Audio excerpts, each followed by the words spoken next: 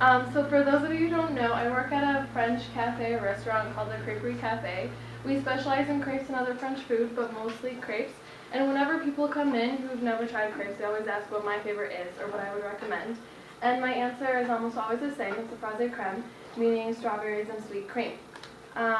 So I'm sure that when I say the word crepe, most of you guys are going to think that it's French, and you're absolutely right. So I'm going to start off with the history of crepes a little bit first, then what ingredients you need, the steps to make the perfect crepe, and lastly, why crepes. Alright, so back in the day, alright, so every country has their own version of a crepe or a pancake, and according to Crepes Catering, I believe, the most popular and common crepe originated in the northwest region of France called Bretagne, also known as Brittany. In the late 1800s, most people always used buckwheat flour because white flour was really expensive to grow, and white flour is mostly reserved for royal people, and they would use it for sweet crepes. But as times went on, farmers learned how to cultivate white flour and make it less inexpensive, and everyone started using white flour. They would still stick to buckwheat flour to do savory crepes and save the white flour for sweet crepes. But like in today's times, people mostly just use white flour for sweet and savory crepes. Crepes were never really used in a formal setting. They were never really introduced in restaurants or cafes until Henry Charpentier went to Monaco in 1895 to work in a cafe with his famous uncle, Chef Escoffier. They were the first ones who decided to bring crepes into a formal setting. So now that we know a little bit about crepes, let's learn how to make them. Okay, so to start off, you're going to need to be in a kitchen, obviously. You're going to need some basic tools: a crepe stovetop, an offset wooden spatula, a regular spatula, a plate, non-stick cooking spray, which you can also use oil or butter, and a food processor / blender, which is optional.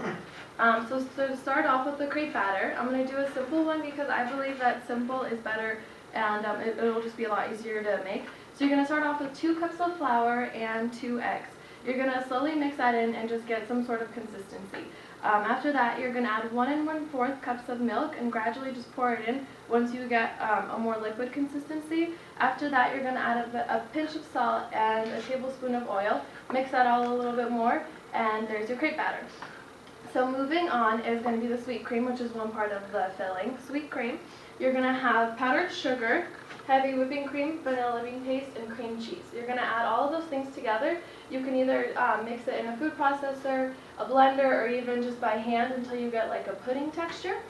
The frosé crème has a frost in it, which is strawberries. So you're going to use strawberries and maple syrup. And then at my work, we use these plastic bottles. We put our crepe batter in there. It's really helpful because you can take out how much you want and the consistency is nice. And right here is the stove that I was talking about. You want to set your temperature to 200 degrees.